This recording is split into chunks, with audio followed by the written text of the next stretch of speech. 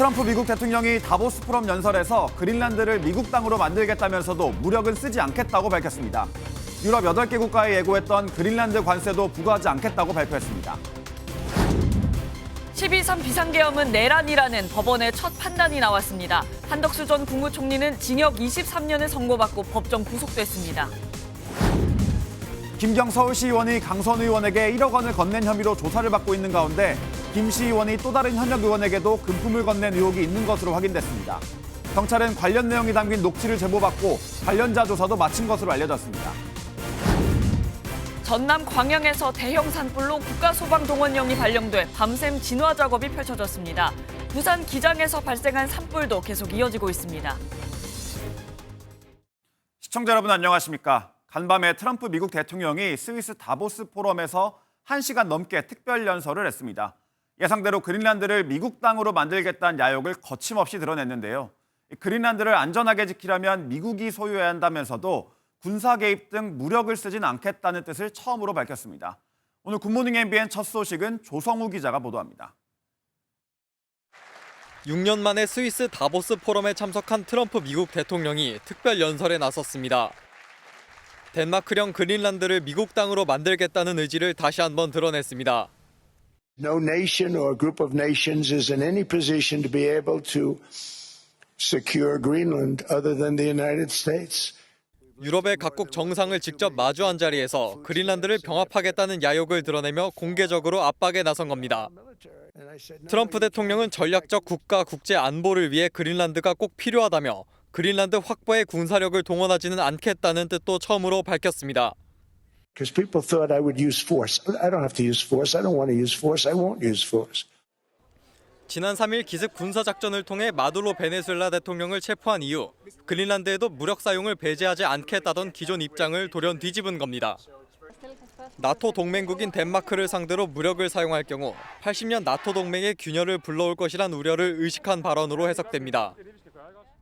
다만 트럼프 대통령은 미국이 요구한 건 풍부한 히토류가 매장된 그린란드의 완전한 소유권이며 임대 방식으로는 안 된다고 강조했습니다. MBN 뉴스 조성우입니다. 트럼프 대통령은 이른바 그린란드 관세도 철회하겠다고 밝혔습니다. 그린란드 합병에 반대하는 유럽 8개국에 관세 10%를 부과하겠다던 입장을 돌연 바꾼 건데요. 속내가 궁금해집니다. 이어서 이동현 기자입니다. 미국이 군사력 동원 등의 무력 카드를 집어넣자 덴마크 정부는 안도하면서도 반발을 i어갔습니다. 트럼프 대통령이 그린란드 합병 야욕을 거침없이 드러냈다는 겁니다. Og det, der vel står ganske klart efter den her tale, det er, at præsidentens ambition er jo intakt. Det er selvfølgelig isoleret positivt, at der bliver sagt, at vi kommer ikke til at bruge militær magt. Det skal man selvfølgelig tage ned. 다보스 포럼 연설 뒤 4시간 만에 트럼프 대통령은 다음 달부터 유럽 8개 나라에 예고했던 그린란드 관세 10%를 부과하지 않겠다고 전격 발표했습니다. 나토 사무총장과의 매우 생산적인 회담을 바탕으로 그린란드와 북극 지역 전체에 대한 미래 합의의 틀을 만들었다고 밝혔습니다. 미래 합의의 틀에 대한 구체적 내용은 알려지지 않은 가운데 우선은 관세, 무력 등 초유의 강경 조치 대신 외교 대화로 풀겠다는 의지로 해석됩니다. Really fantastic for the USA. Gets everything we wanted. And it's really nice. I mean, it's a deal that everybody's very happy with. 트럼프 대통령은 그린란드 문제는 국제 안보 문제라며 최종 합의가 상당히 진전됐다고도 밝혔습니다. 미국과 강대강 대치를 이어가던 덴마크와 유럽연합의 구체적인 반응은 나오지 않은 가운데 협상이 어떤 방향으로 추진될지 주목됩니다. MBN 뉴스 이동현입니다. 밤사이 전남 광양과 부산 기장에서 대형 산불이 발생해 밤샘 진화 작업이 펼쳐졌습니다. 날이 춥고 건조한 데다 바람까지 불면서 산불이 빠르게 번졌습니다. 전민석 기자가 보도합니다. 산 능선 너머로 시뻘건 불길이 거세게 번집니다. 산 아래에선 불길 확산을 막기 위해 소방대원들이 끊임없이 물줄기를 쏘아 올립니다. 어제나 3시쯤 전남 광양시의 한 주택에서 시작된 산불이 밤새 꺼지지 않고 있습니다.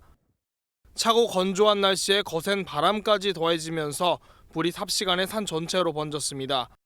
소방당국은 어제 저녁 8시부터 국가소방동원령을 발동하고 가용 인력과 장비를 총동원해 진화 작업을 벌이고 있습니다. 이불로 주민 380여 명이 마을회관과 면사무소 등으로 대피했고 현재까지 축구장 59개 크기 42헥타르의 산림과 주택 한 채가 불에 탔습니다. 진화당국은 날이 밝는 대로 헬기를 투입해 불길을 잡을 계획입니다. 부산 기장군에서도 어제 저녁 7시 40분쯤 산불이 났습니다. 타일 공장에서 시작된 불이 산으로 번진 건데 소방당국은 대응 2단계를 발령하고 산불 확산을 막는 데 주력하고 있습니다. MBN 뉴스 전민석입니다. 다음 소식입니다. 12.3 비상계엄은 내란이라는 법원의 첫 사법적 판단이 나왔습니다. 윤석열 전 대통령과 추종 세력의 친위 쿠데타, 즉 위로부터의 내란이란 겁니다. 법원은 여기에 가담한 한덕수 전 국무총리에게 구형량보다 더 높은 징역 23년을 선고했고 법정 구속했습니다. 12.3 비상계엄은 위법한 쿠데타, 이번 판결 소식과 영향을 자세히 전해드리겠습니다. 먼저 박은채 기자입니다. 12.3 비상계엄 당일 밤 9시 반쯤 한덕수 전 총리 앞에서 김용현 전 국방부 장관이 손가락을 펼쳐들고 무언가 이야기합니다. 4명만 더 오면 국무회의 정족수 충족이 된다고 말하는 모습인데 바로 한 전 총리는 송미령 농식품부 장관에게 전화로 참석을 재촉합니다. 이 모습을 포함해 재판부는 한 전 총리가 불법 계엄에 적극 가담한 증거가 다수라고 보고 징역 23년을 선고했습니다. 특검이 선고해달라고 요청한 15년보다 8년이나 높습니다. 국무회의장에서 원격 회의를 열어 세종에 있는 국무위원들에게 회의를 제안할 수도 있었지만 그러지도 않았고 다른 장관들이 반대 의사를 표명했을 때도 가만히 있었다고 덧붙였습니다. 12.3 내란이 성공할지도 모른다는 생각에 이러한 의무와 책임을 끝내 외면하고 오히려 그 일원으로서 가담하기로 선택하였습니다. 재판부는 한 전 총리가 윤 전 대통령 탄핵 심판에서 대통령실에서 특별한 문건을 받은 사실이 없다고 말한 것도 위증으로 판단했습니다. 또 한덕수 전 총리가 계엄이 끝난 후 강희구 전 부속실장에게 전화해 내가 서명한 건 없었던 일로 하자며 선포문을 폐기시킨 것도 유죄로 봤습니다. MBN 뉴스 박은채입니다. 재판부는 12.3 비상계엄을 내란으로 규정하고 윤 전 대통령도 내란범이라고 명시했습니다. 비상계엄이 이른바 계몽령이었다는 주장에 대해서도 질책했습니다. 이어서 우종환 기자입니다. 저는 12.3 내란이라고 말하겠습니다. 법원이 처음으로 12.3 비상계엄 사태를 내란 범죄라고 인정했습니다. 계엄 자체가 위헌 위법했다는 건 헌법재판소도 인정했지만 이에 더해 내란에도 해당한다고 본 겁니다. 윤석열 전 대통령이 없는 선고였지만 한덕수 전 국무총리의 내란 주요 임무 종사 판단을 내린 재판부는 윤 전 대통령도 내란범이라고 명시했습니다. 윤석열 전 대통령과 그 추정 세력에 의한 것으로서 성격상 위로부터의 내란에 해당하는데 이러한 형태의 내란은 이른바 친위 쿠데타라고도 불립니다. 내란이 성립되려면 국헌 문란 목적 폭동이 있어야 하는데 군을 동원한 국회 중앙선거관리위원회 점거 시도가 이에 해당한다고 봤습니다. 특히 경고성 계엄이라고 한 윤 전 대통령의 주장을 겨냥한 듯한 발언도 잇따라 내놨습니다. 망국적 폐악에 대해서 감시 견제를 해달라는 호소였습니다. 비무장 상태로 국회 담벼락 아래 앉아 있었고 일부는 빈총만 들고 위헌 위법한 주장에 불과한 계몽적 계엄, 잠정적 계엄, 경고성 계엄을 당연하는 듯 주장하는 사람들. 감정에 북받친 듯 잠시 말을 멈추는 모습도 나왔습니다. 무장한 계엄군의 맨몸으로 맞서 국회를 지킨 국민의 용기에 의한 것입니다.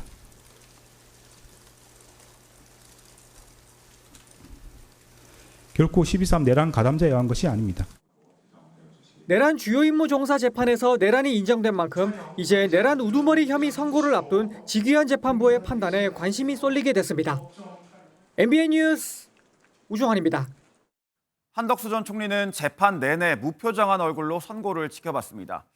55년 동안 공직 생활을 하면서 보수와 진보를 가리지 않고 중용돼 국무총리를 2번이나 했던 엘리트 관료. 작년엔 이른바 한덕수 대망론으로 대통령을 꿈꾸기도 했죠. 하지만 7순이 넘는 나이에 징역 23년의 중형을 선고받고 동시에 구속되는 신세가 됐습니다. 계속해서 김태희 기자의 보도입니다. 초록색 넥타이를 메고 법원의 모습을 드러낸 한덕수 전 총리는 취재진 질문에 침묵했습니다.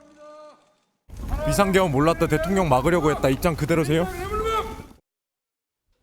변호인단과 나란히 앉은 한 전 총리는 재판 중간 옅은 한숨을 내쉬며 무표정한 얼굴이었고 선고 순간에도 정면만 응시했습니다. 선고 뒤 재판부가 무죄로 판단한 부분을 신문이나 광고에 게재할 의사가 있느냐고 묻자 거부했습니다. 무죄 부분을 신문이나 광고 등에 게시하기를 원합니까? 특별히 그럴 계획 없습니다. 법정 구속과 관련해 하고 싶은 말이 있느냐는 질문에도 결정에 겸허히 따르겠다는 말만 남겼습니다. 1970년 공직에 들어선 한 전 총리는 엘리트 관료로 진보와 보수 정부에서 2번 국무총리를 지냈습니다. 한때 대선 후보로도 거론됐지만 결국 12.3 비상계엄으로 내란 총리라는 꼬리표를 달고 법정 구속됐습니다. 저도 호남 사람입니다. 여러분, 우리 통합되어야 합니다. 재판은 실시간 생중계됐는데 전 대통령이 아닌 신문의 피고인으로서는 역대 처음입니다. MBN 뉴스 김태희입니다. 한 전 총리 선고와 그 파장 더 자세히 짚어보겠습니다. 법조팀 최희지 기자 나와 있습니다. 최 기자, 앞서 특검이 15년을 선고해달라고 이렇게 요청을 했는데 실제 선고는 8년이나 더 높아요. 특별한 이유가 있습니까? 법원이 이례적으로 구형보다도 더 높은 형량을 선고했습니다. 일반적으로 검찰 측이 최대한 높은 형을 구형하기 때문에 선고 결과는 구형량과 비슷하거나 더 낮습니다. 하지만 형량의 기준을 재판부와 특검 측이 다르게 두면서 구형량보다 더 높은 형량이 선고된 걸로 보입니다. 특검은 앞서 같은 혐의로 처벌받았던 전두환 전 대통령 등의 사건을 참고해 구형량을 정했었습니다. 하지만 재판부는 기존 내란 행위와는 비교할 수 없을 정도에 이른다고 설명하면서 형을 더 올렸습니다. 그렇군요. 이른바 계몽령 그리고 2시간짜리 계엄, 이 평화적 계엄이었다는 주장에 대해서 재판부가 질책했죠. 네, 맞습니다. 재판부는 비상계엄 선포 414일 만에 처음으로 법적 성격을 공식 규정했습니다. 계엄을 국헌 문란 목적의 폭동, 내란이라고 규정한 건데요. 윤 전 대통령 측이 주장해온 논리와 정면 배치됩니다. 윤 전 대통령 측은 과거의 내란과 달리 인명피해가 없고 사태가 단 몇 시간 만에 끝났다면서 내란이 아닌 국민을 위한 계엄이라고 주장해 왔었는데요. 재판부는 12.3 비상계엄이 준 충격은 기존 내란 행위와 비교할 수 없다며 내란 동조한 혐의의 한 전 총리에게도 중형이 불가피하다고 판단했습니다. 어제 선고에서 이 위로부터의 내란이라고 규정한 것도 눈에 띄던데 이거는 무슨 뜻인가요? 사천자불량의 양형 사유를 살펴보면요. 위로부터의 내란에 대한 언급이 나와 있습니다. 재판부는 과거의 내란은 권력을 잡기 위해 발생한 아래로부터의 내란으로 비상계엄은 국민이 뽑은 권력자가 저지른 위로부터의 내란이라고 정의했는데요. 그러면서 선출된 권력이 저지른 내란은 민주주의와 법치주의를 뿌리째 흔들고 이 때문에 사회 전반이 회복하기 어려운 혼란에 빠질 수 있다며 그 위험성을 강조했습니다. 네, 결국 한덕수 전 총리가 이 중형을 선고받고 법정 구속까지 됐습니다. 그러니까 선고와 동시에 이 구속이 된 건데 이렇게 특별한 이유가 있습니까? 일반적으로 3년 이상의 실형이 선고되면 법정 구속이 되기도 합니다. 하지만 전직 국무총리가 법정에서 구속된 건 이번이 헌정사상 처음인데요. 한 전 총리의 변호인 측에서는 도주 우려가 없고 고령인 점 등을 고려해 법정 구속만은 피해달라고 요청하기도 했는데요. 재판부에서는 증거인멸의 우려가 있다며 구속을 결정했습니다. 네, 증거인멸의 우려 알겠습니다. 그러면 지금 한덕수 전 총리 어디 있습니까? 한 전 총리는 법정 구속 결정에 대해 재판부의 판단을 겸허히 받아들인다고 밝혔습니다. 그래서 곧바로 서울구치소로 이송됐는데요. 서울구치소는 현재 윤석열 전 대통령이 수용 중인 곳이기도 합니다.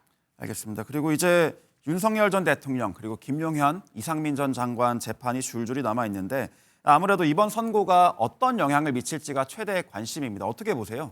모두 독립된 재판부라 직접적인 영향을 준다라고 말할 수는 없습니다. 하지만 같은 사안에 대한 법원의 판단인 만큼 남아있는 내란 재판에 중대 가늠자 역할을 할 것으로 보입니다. 일단 윤 전 대통령은 더 높은 형이 나올 수도 없는 법정 최고형이 구형된 상태이긴 한데요. 실제로 구형에 따라 사형 선고를 받게 될지는 법조계에서도 의견이 엇갈립니다. 비슷한 법리라면 사형 선고도 충분히 가능하다는 해석이지만 사실상 사형 폐지국인 만큼 더 신중하게 검토할 것이라는 반응도 남아 있어서 지규현 재판부의 고민이 깊어질 것으로 보입니다. 잘 들었습니다. 지금까지 사회부 최희지 기자였습니다. 이재명 대통령이 어제 신년 기자회견에서 종교의 정치 개입 문제를 반란 행위, 나라 망하는 길이라 작심 비판하며 반드시 뿌리 뽑겠다고 강조했습니다. 게다가 신천지와 통일교뿐만이 아니라 개신교까지 최근 조직적으로 정치 개입을 하고 있다며 엄정한 수사와 제도 보완 필요성을 언급했습니다. 먼저 송주영 기자가 보도합니다. 나라 지키라고 총 주었더니 내가 가진 총인데 내 마음대로 쏠 거야. 그래가지고 국민들한테 총구를 겨냥하는 반란 행위라는 거와 똑같죠. 여기서 말한 반란 행위는 바로 종교의 조직적 정치 개입입니다. 그 사례로 이재명 대통령은 신천지는 2000년대 초반부터, 통일교는 상당 기간, 일부 개신교는 최근 조직적 정치 개입을 노골화하고 있다고 꼬집었습니다. 심지어는 설교 시간에 이재명 죽여라. 이재명을 죽여야 나라가 산다. 이거 진짜로 그렇게 반복적으로 설교하는 교회도 있습니다. 이 대통령은 종교적 신념과 정치적 선호가 결합하면 양보가 사라져 나라가 망하는 길이라며 반드시 뿌리 뽑아야 한다고 강조했습니다.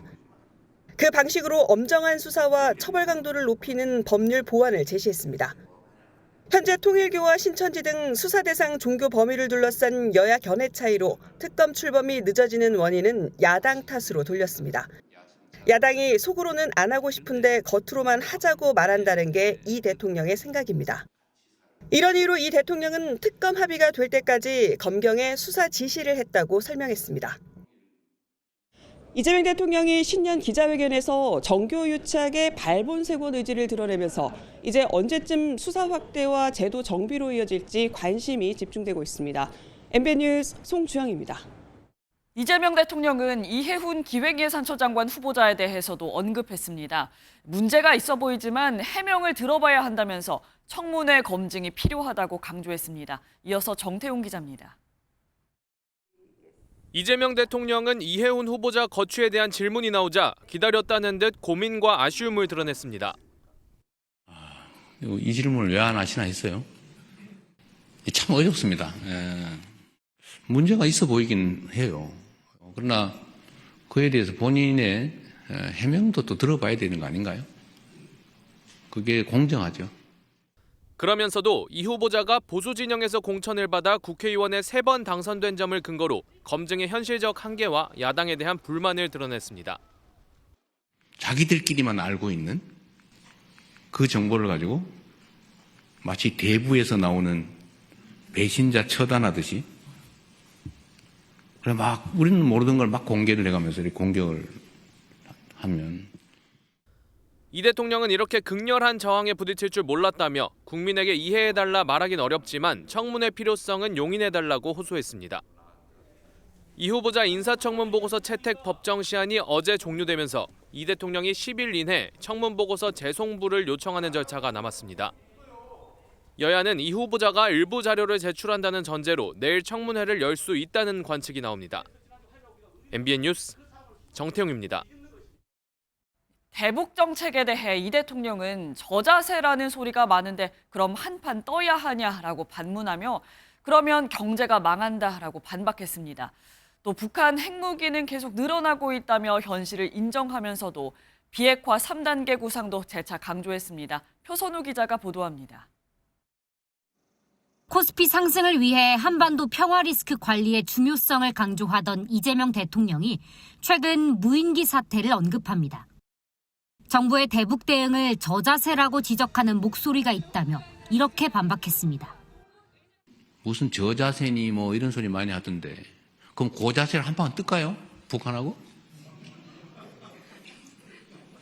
그 바보 같은 경제 망하는 거예요. 이 대통령은 가장이 성질이 없어서 직장에 다니겠냐며 다 도움이 되니까 참을 건 참고 평화적 정책을 취하는 것이라고도 밝혔습니다. 경제를 위해서라도 북한과의 평화가 중요하다는 겁니다. 이 대통령은 현 상황을 통일은커녕 전쟁 안 하면 다행이라고 진단하며 통일을 미루더라도 평화적 공존이 가능한 상황으로 가야 한다고 밝혔습니다. 특히 북한은 핵을 포기하지 않을 것이라며 북핵 현실을 인정하면서도 이를 막기 위한 실용적 접근을 피력했습니다. 지금도 1년에 핵무기 10개에서 20개 정도를 만들 수 있는 핵물질은 계속 생산되고 있죠. ICBM 기술도 계속 개선되고 있겠죠. 남으면은 이제 넘치겠죠. 해외로 나가겠죠. 그러면서 중단, 군축, 비핵화라는 3단계 구상을 재차 강조했습니다. 이 대통령의 발언은 남북 관계가 경색된 상황에서 비핵화를 전면에 내세워 북한을 자극하는 것 대신 대화 접점을 찾을 수 있는 메시지에 주력한 것으로 보입니다. MBN 뉴스 표선우입니다. 통일교와 공천뇌물 특검, 이른바 쌍특검을 받으라며 일주일째 단식 중인 장동혁 국민의힘 대표가 앰뷸런스 이송까지 거절하며 단식을 이어가고 있습니다. 국회를 찾은 홍익표 신임 청와대 정무수석은 장동혁 대표와 별도의 만남 없이 여당 지도부만 만나고 돌아갔습니다. 보도에 노하린 기자입니다. 산소 발생기를 착용한 장동혁 국민의힘 대표가 부축을 받아 몸을 일으킵니다. 나다이 할 수 있는 게 이런 거밖에 없어서. 해외 출장에서 조기 귀국한 이준석 개혁신당 대표는 곧바로 단식 중인 장 대표를 찾아 공동투쟁 방안을 준비하겠다고 말했습니다. 자신들에 대한 특검에 대해 가지고는 갖가지 잔머리로 일관하고 있는 것에 대해 가지고 강하게 다시 한번 규탄하지 않을 수 없습니다. 장 대표를 만날지 관심이 모아졌던 홍익표 청와대 정무수석은 정청래 대표 등 민주당 지도부만 예방한 뒤 국회를 떠났습니다. 그걸 아직 결정된 거 없습니다. 대신 이석연 국민통합수석이 여권 인사 중 처음으로 장 대표를 찾아와 정부 여당의 책임을 우회적으로 언급했습니다. 통합이라는 것은 많이 가지고 있는 사람, 힘이 있는 쪽에서 먼저 팔을 벌리고 양보를 하면서 같이 갈 때 이루어진다. 국민의힘은 긴급 의원총회까지 열며 장 대표의 단식 중단을 강하게 요청했고 건강이 지금 위태로운 상황인데. 사람 목숨이 제일 중요하지. 구급대원들이 들 것을 가지고 국회 안으로 들어와 이송을 시도했지만 장 대표는 강하게 거부하며 단식을 지속 중입니다. 국민의힘은 장동혁 대표의 건강 상태를 비상 상황으로 보고 추가 투쟁 방안도 검토하고 있습니다. MBN 뉴스 노하린입니다.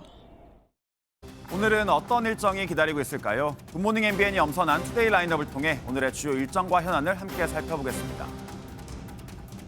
홍익표 정무수석이 오늘 송원석 국민의힘 원내대표를 만납니다. 앞서 전해드린 것처럼 홍 수석은 어제 국회에서 민주당 지도부만 만나고 돌아갔죠. 오늘로 단식 8일째인 장동혁 국민의힘 대표를 찾을지 관심이 쏠립니다. 김민석 총리가 오늘부터 2박 5일 일정으로 미국 워싱턴 DC와 뉴욕을 방문합니다. 국무총리가 단독으로 미국을 찾는 건 41년 만에 처음이라고 하는데요. 김 총리는 미국의 고위 인사와 면담하고 벤스 미국 부통령과 회담하는 일정도 조율 중인 것으로 전해졌습니다.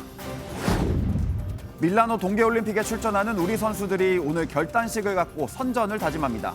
6개 종목에 70여 명의 선수단을 파견하는 우리나라는 이번 대회에서 3개 이상의 금메달을 따는 걸 목표로 세웠는데요. 선수단 본단은 오늘 30일 결전지인 이탈리아 밀라노로 떠납니다. 오늘부터 AI 산업 육성과 규제 등의 내용을 담은 AI 기본법이 우리나라에서 전 세계 최초로 시행됩니다. 이에 따라 챗 GPT나 제미나이 등 생성형 인공지능 서비스를 통해 만들어져 유통되는 이미지나 영상, 음성에는 AI 생성물임을 알리는 표시가 의무화됩니다. 지금까지 투데이 라인업이었습니다. 김경 서울시 의원이 강선우 의원에게 1억 원을 건넸다는 의혹에 휩싸인 가운데 김 시의원이 또 다른 민주당 소속 현역 의원에게도 금품을 건넨 정황이 있는 것으로 MBN 취재 결과 확인됐습니다. 경찰은 관련 녹음 파일을 확보하고 최근 관련자를 소환해 조사한 것으로 나타났습니다. 김도현 기자가 단독 보도합니다. 김경 무소속 서울시의원이 서울에 지역구를 둔 더불어민주당 현역 국회의원 A씨에게 돈을 건넸다는 의혹이 추가로 불거졌습니다. 공천 헌금 명목으로 1억 원을 받았다는 의혹이 나온 강선우 무소속 의원 외에 또 다른 인물입니다. 경찰은 김 시의원이 전 서울시의회 소속 B씨를 통해 A 의원에게 금품을 전달한 정황이 담긴 녹음 파일을 확보한 것으로 MBN 취재 결과 확인됐습니다. 시기는 지난 2023년 강서구청장 보궐선거를 앞둔 때로 전해졌습니다. 해당 녹음 파일엔 김 시의원이 강서구청장 선거를 앞두고 금품을 누구에게 줘야 하는지 상의하는 내용도 함께 담긴 것으로 알려졌습니다. 실제 A 의원은 금품이 전달된 것으로 추정되는 시점 이후 김씨 의원에게 B씨에게 이야기를 많이 들었다는 취지로 문자 메시지도 보낸 것으로 전해졌습니다. 경찰은 최근 이 같은 정황을 파악하고 녹음 파일을 제공한 당사자 조사도 마친 것으로 알려졌습니다. 해당 녹음 파일에 민주당 소속 또 다른 의원들의 이름도 다수 거론되는 것으로 알려지면서 향후 파장이 예상됩니다. MBN 뉴스 김도형입니다. 군경 합동조사 태스크포스가 북한에 무인기를 보냈다고 주장한 민간인 피의자 3명을 전격 압수수색했습니다. 이런 가운데 국군정보사가 북한 무인기 발사에 관여했다는 의혹이 제기되면서 파장이 더욱 커지고 있습니다. 정혜진 기자의 보도입니다. 서울 광진구에 있는 대학교입니다. 북한에 무인기를 보냈다는 의혹을 받고 있는 피의자들의 사무실이 있는 곳입니다. 군경 합동조사 TF는 어제 피의자 장모 씨 등 3명의 사무실과 주거지 등을 압수수색했습니다. 북한으로 무인기 보냈다는 증거 확보했습니까? 차후에 이제 말씀드릴 수 있을 것 같고요. 현재 장 씨는 무인기 제작을, 오 씨는 북에 날려보냈다는 의혹을 받고 있습니다. 대학 선후배 사이인 두 사람은 교내 창업지원센터에 무인기 업체를 차리고 활동한 것으로 조사됐습니다. TF는 확보한 압수물 분석을 통해 무인기 제작 자금의 출처와 배후 등 모든 가능성을 열어두고 조사할 방침입니다. 그런데 국군 정보사령부 소속 연관급 요원이 오 씨에게 1,000만 원 상당의 활동비를 줬다는 의혹이 새롭게 제기됐습니다. 오 씨는 북한 관련 인터넷 매체 2곳을 운영한 것으로 알려졌는데 실제로는 정보사의 공장용 회사로 활용됐을 가능성이 있다는 겁니다. 논란이 커지는 가운데 안규백 장관은 국방부 조사본부에 사태 파악을 지시했습니다. MBN 뉴스 정혜진입니다. 요즘 현금을 가지고 다니는 사람이 적다 보니 위조 지폐도 매년 줄고 있는데요. 그런데 요즘 정교하게 만든 위조 지폐가 아닌 한눈에 봐도 가짜인 조악한 장난감 지폐가 유통되는 경우가 늘고 있습니다. 왜 그런 건지 강세영 기자가 취재했습니다. 억울한 표정의 신사임당이 그려진 5만 원권. 누가 봐도 가짜 장난감 지폐지만 실제 위조 지폐로 사용돼 한국은행에 접수됐습니다. 지난해 한국은행에 접수된 위조 지폐는 모두 98장. 전년보다 33% 줄었지만 과거처럼 정교한 위조 지폐가 아닌 조잡한 장난감 지폐가 유통되는 비중이 늘고 있다는 점이 특징입니다. 겉보기에 조악한 이 지폐들의 공통점은 실제 현금과 크기가 같다는 점입니다. 뭉치로 받거나 어두운 곳에서 받을 때는 착각할 가능성이 있는 겁니다. 늦은 밤이나 좀 아니면 바쁜 시간대 편의점이나 대형마트에서 지폐 확인을 일일이 확인하기가 어려울 때 섞여 들어갔을 가능성도 좀 있는 것 같고. 한국은행은 혼동을 막기 위해 가짜 돈은 실제 화폐보다 2배 크게 만들거나 절반 이하 크기로 만들도록 하는 규정을 두고 있습니다. 하지만 기념일이나 은행놀이 등의 목적으로 실제와 유사하게 제작된 가짜 돈들은 온라인에서 제약 없이 판매되는 상황. 규정을 위반한 가짜 돈이 위조나 사기에 악용되면 판매자는 처벌받지만 판매를 사전에 막는 규정까지는 없는 실정입니다. 저희가 인터넷으로 직접 구매한 장난감 돈입니다. 이렇게 현금 5만 원을 함께 포개보니까 크기가 같은 것을 확인할 수가 있는데요. 세어보는데도 크게 이질적인 느낌이 들지가 않습니다. 때문에 장난감 지폐의 경우 폐기를 철저히 하고 현금을 결제할 때에는 이용자들이 직접 꼼꼼히 확인하는 수밖에 없습니다. MBN 뉴스 강서영입니다. 요즘같이 매서운 추위에 무엇보다 조심해야 하는 질환이 있습니다. 바로 대상포진입니다.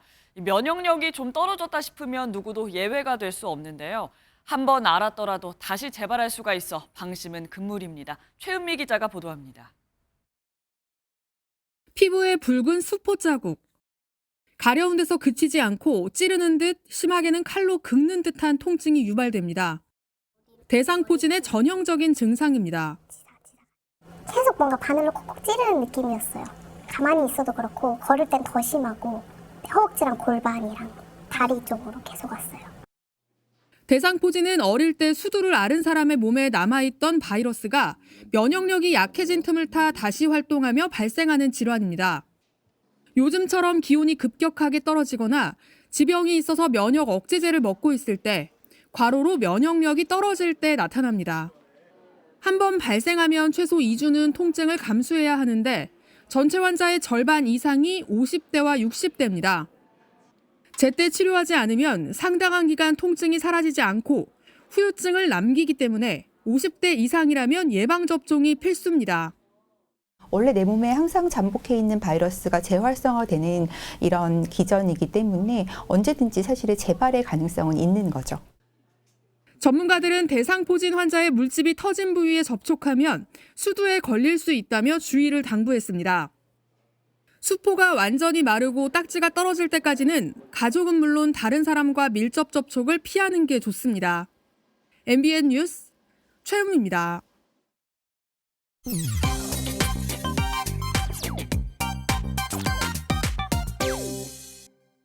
이재용 삼성전자 회장의 주식 재산이 처음으로 30조 원을 돌파했습니다. 국내 개인 주주로는 처음으로 주식 재산 30조 원 문턱을 넘었는데요. 지난해 1월 2일 기준으로 11조 9천억 원대였던 주식 재산이 약 1년여 만에 2.5배 이상 늘어난 겁니다. 가장 큰 영향을 미친 건 15만 전자를 목전에 두고 있는 삼성전자의 주가 상승입니다. 국민들에게 조금이라도 더 신뢰받고 더 사랑받는 기업 만들어 보겠습니다.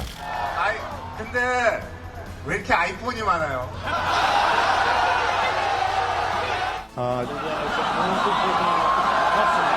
잠깐만요.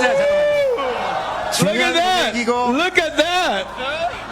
Look at that. 지난해 6월 5만 원대였던 삼성전자 주가 어제 종가 기준으로 14만 9,500원까지 올랐는데요. 누리꾼들은 요즘 AI 반도체가 대세인 듯 15만 전자 가나요? 30조 재산 가지면 무슨 기분일까 등 반응을 보이고 있습니다. 우리나라에도 잘 알려진 세계적인 축구 스타 데이비드 베컴이 장남으로부터 절연을 당했습니다. 베컴 부부는 3남 1녀를 둔 화목한 가정으로 유명한데요. 베컴의 장남 브루클린 베컴이 이는 전부 만들어진 이미지라며 보여주기식 SNS 게시물을 위해 부모에게 평생 조종을 당했다고 주장했습니다. 장남의 손절 선언에 베컴은 애들은 실수를 하며 배우는 법이라는 짧은 입장을 내놓았는데요.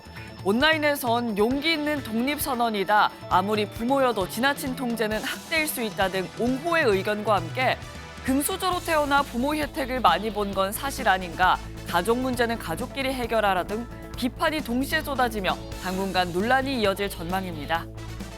한 교사가 학생에게 선물 받은 두바이 쫀득 쿠키를 SNS에 올렸다가 김영란법으로 신고를 당하는 사건이 발생하면서 온라인에서 논쟁이 벌어지고 있습니다.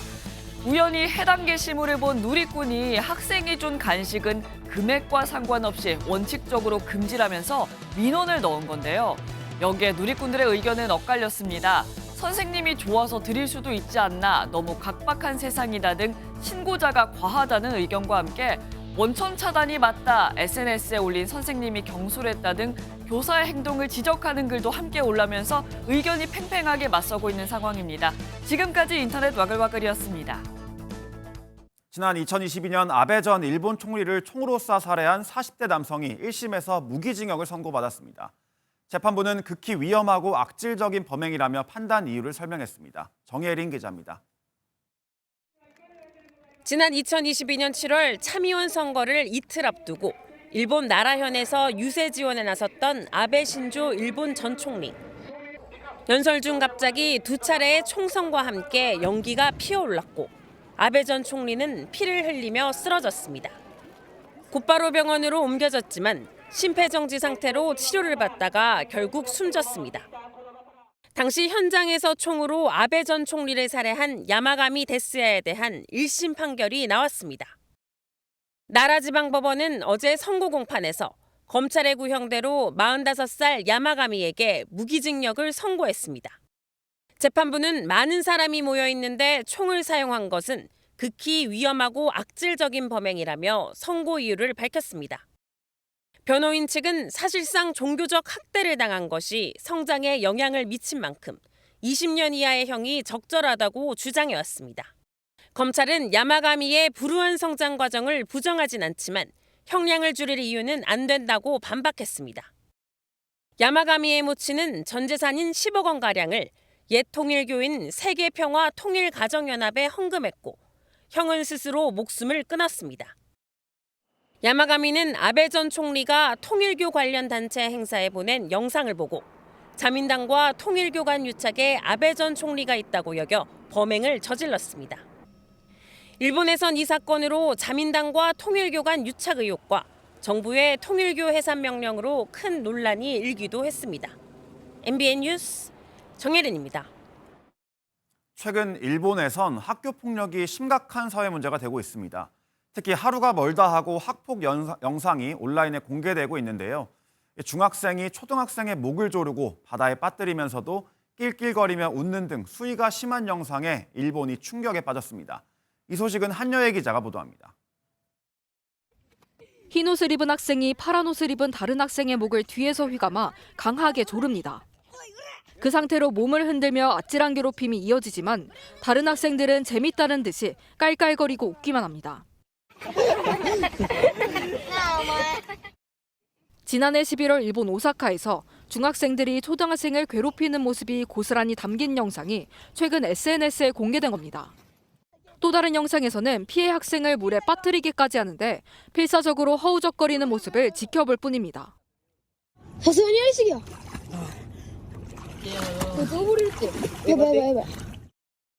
해당 영상이 확산하자 명백한 살인미수다, 반드시 법의 심판을 받아야 한다는 등 공분이 쏟아지고 있습니다. 최근 일본에서는 잔혹한 학교폭력 영상이 날마다 SNS를 통해 폭로되고 있습니다. 지난 4일에는 도치기현의 한 고등학교 화장실에서 마치 놀이를 하는 것처럼 모여 한 학생을 폭행하는 영상이 공개됐고, 지난 8일에는 오이타현의 한 중학교에서, 13일에는 오키나와현에서 학교 폭력이 벌어졌다는 영상이 나오며 논란이 커졌습니다. 학교나 수사기관이 학교 폭력에 제대로 대응하지 않기 때문에 온라인 폭로에 의존하기 시작했다는 분석이 나오고 있습니다.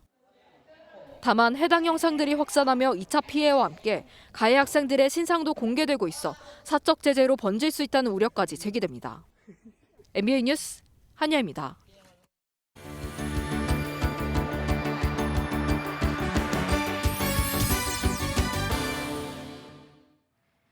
굿모닝 월드입니다. 예기치 못한 순간 사고가 나면 골든아워를 놓치지 않는 게 중요할 텐데요. 절체절명의 순간 영웅이 나타났습니다. 현장 함께 보시죠. 차량 한 대가 물 위에 둥둥 떠 있고 이를 본 사람들이 놀라서 뛰어갑니다. 미국 버지니아주의 한 해변가에서 차량이 물에 빠지는 사고가 난 건데요. 그때 누군가 지체 없이 물속으로 들어가 창문을 깨고 운전자 여성을 구해냅니다. 덕분에 차량 안에 있던 여성은 생명에 지장 없이 병원으로 옮겨져 치료를 받고 있다네요. 여성을 구한 주인공은 바로 근처에서 점심을 먹고 있던 미 해군 구조대원. 정신을 차려보니 몸이 먼저 움직이고 있었다고요. 영웅은 생각보다 우리 가까이에 있었습니다. 그런가 하면 또 다른 해변에선 기이한 현상이 포착됐습니다. 사방이 온통 주황빛으로 물들었다고 하는데요. 낮인지 밤인지 구분조차 되지 않는 그곳으로 안내합니다. 파도가 일렁이는 바닷가인데 뭔가 이상합니다. 온 세상이 주황색으로 보이는데요. 마치 영화 속에 나오는 다른 행성에 온 것처럼 느껴질 정도입니다. 아프리카 리비아에 모래 폭풍이 덮치면서 도시 전체가 모래와 먼지로 뒤덮인 겁니다. 강한 바람과 모래먼지에 도심엔 돌아다니는 사람도 보기 어려운데요.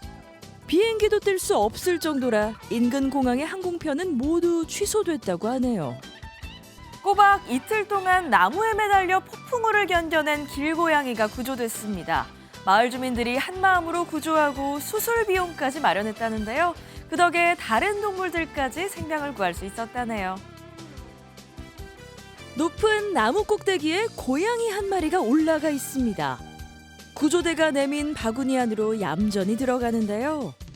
폭풍우 속에서 40시간 넘게 나무에 매달려 있었던 탓에 지친 모양입니다. 미국 캘리포니아의 한 마을에서 구조된 이 고양이. 알고 보니 간문맥 단락증이란 위험한 병을 앓고 있었다는데요.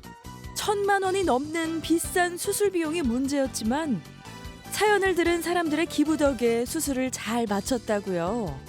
남는 모금액으론 다른 동물들의 생명까지 구했다고 하니 고양이와 사람이 함께 기적을 만든 셈이네요. 지금까지 굿모닝 월드였습니다.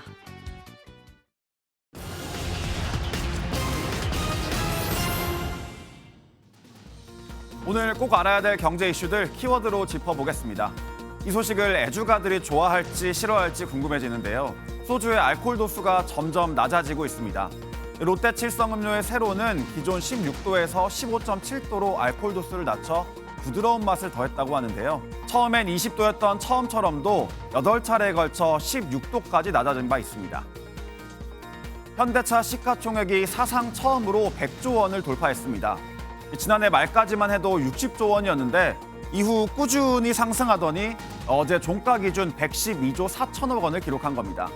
증권가에선 현대차에 대한 긍정적 전망이 잇따르며 투자 심리가 자극됐다는 분석이 나옵니다. 부동산 열기는 뜨거운데 공인중개사 개업은 오히려 30년 만에 가장 적었던 것으로 나타났습니다.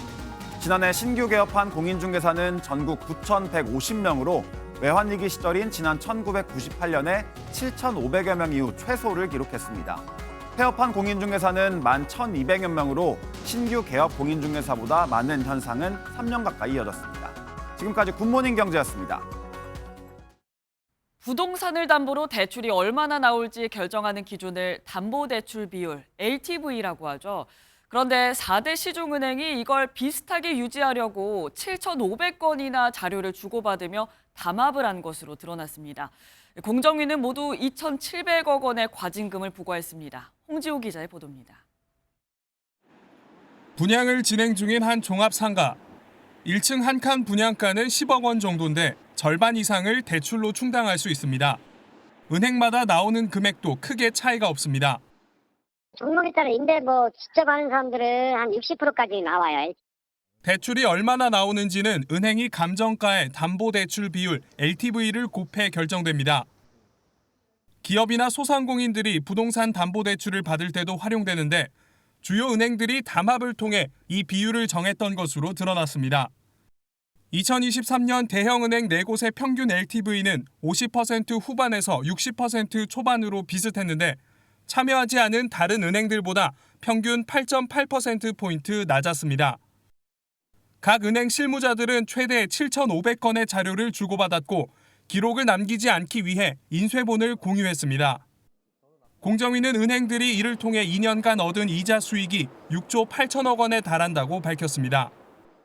공정위는 이것을 민감한 정보를 교환한 담합으로 보고 은행 4곳에 총 2,700억 원이 넘는 과징금을 부과했습니다. 중소기업이나 소상공인 분들이 여러 가지 경제 상황이나 이런 거를 봤을 때 필요한 자금을 받지 못해서 여러 가지 어려움을 겪는 점이 가장 큰 문제점이라고 저희는. 하지만 은행들은 담합이 아니라고 즉각 반발하고 있어 결국 법정 소송으로까지 이어질 것으로 예상됩니다. MBN 뉴스 홍지호입니다. 휴머노이드 로봇과 인간이 함께 일하는 세상이 머지않았습니다. 미국과 중국 기업에 이어 현대차 그룹도 2년 뒤 휴머노이드 로봇을 생산 현장에 투입한다고 밝혔습니다. 로봇 한 대가 생산직 근로자 2명의 일을 대신할 수 있게 되면서 인건비 절감 기대와 함께 일자리 감소 우려도 커지고 있습니다. 정설빈 기자입니다. 두 손으로 무거운 부품을 들어 올리고 다시 한 손으로 카트에 옮겨 싣습니다. 오는 2028년 현대차 미국 공장에서 부품 분류 작업에 투입될 휴머노이드 로봇 아틀라스입니다. 사람이 할 수 없는 위험한 작업이나 또 사람의 신체에 부담을 주는 작업들에 우선 적용을 해서 로봇 한 대 가격은 약 2억 원 수준으로 미국의 생산직 근로자 2명의 연봉보다 낮습니다. 매일 16시간씩 2명 몫의 일을 하는 만큼 1년 만에 투자비를 뽑을 수 있다는 계산이 나옵니다. 올해 휴머노이드 옵티머스를 실전 배치하는 테슬라는 대량 생산을 통해 로봇 가격을 3천만 원대까지 낮추겠다고 공언했고 Once we reach about 1 million units per year of sustained production or in excess of that, I think probably the cost of production is around $20,000. 이미 자동차와 전자제품 생산 현장에서 휴머노이드를 운영하고 있는 중국의 유비테크는 항공기 제조 현장에도 로봇을 투입할 예정입니다. 휴머노이드가 빠르게 생산 현장에 투입되는 시대를 맞고 있지만 반대로 이로 인한 일자리 감소 우려는 계속되고 있습니다. 로봇이나 인공지능이 노동을 보완하는 형태가 아니라 대체하는 식으로 들어왔을 때는 조합원의 생계나 지역 경제에도 타격을 줄 수 있기 때문에 로봇이 도구를 넘어 동료가 되는 시대. 대체가 아닌 로봇과 사람의 공존 문제가 시대적 과제로 떠오르고 있습니다. MBN 뉴스 정세민입니다. 네, 오늘 추워도 정말 춥습니다. 칼바람이 매섭게 불면서 장갑을 끼웠는데도 손이 시렵고요. 미처 가리지 못한 얼굴은 아려울 정도입니다. 오늘 서울의 아침 최저기온이 영하 13도까지 떨어지면서 또 한 번 올겨울 최저기온을 경신했고 체감온도는 영하 20도까지 떨어져 있습니다. 오늘이 이번 한파의 최대 고비가 되겠습니다. 따뜻하게 입고 나오셔야겠습니다. 지금 경기와 강원, 충북 북부와 경북 북부에는 한파 경보가, 그 밖의 지역으로는 한파주의보가 계속되고 있습니다. 현재 중부 대부분 지방으로는 영하 10도를 밑도는 강추위가 이어지는 가운데 파주가 영하 17도, 고성 향로봉은 영하 24도까지 떨어져 있습니다. 찬바람이 서해상을 지나면서 서해안과 제주, 울릉도 독도에는 대설특보가 발효 중인 가운데 눈이 내리고 있습니다. 앞으로 호남 서해안과 제주 산지로는 최대 7cm, 호남 내륙으로도 많게는 3cm의 눈이 예상됩니다. 현재 기온을 보면 서울이 영하 13도, 춘천 영하 17.1도, 부산도 영하 7.1도를 가리키고 있습니다. 낮 기온도 대체로 영하권이나 영도 안팎에 머물면서 종일 춥겠습니다. 내일은 다시 서해안을 중심으로 눈구름이 발달하겠고요. 영하 10도 안팎의 강추위는 주말까지 길게 이어지겠습니다. 지금까지 광화문에서 날씨 전해드렸습니다. 3시간 가까이 이어진 이재명 대통령의 어제 기자회견은 문민정부 출범 이후 역대 최장이라고 합니다. 여러 이슈에 대해 직설적이면서도 현실적이고 또 실용적인 입장을 피력했다는 평가가 나옵니다. 네, 반면 야당에선 화려한 말잔치뿐이었다며 비판했습니다. 이제 필요한 건 실천과 가시적인 성과일 겁니다. 저희가 준비한 소식은 오늘 여기까지입니다. 오늘도 건강하고 행복한 하루 보내시기 바랍니다. 고맙습니다.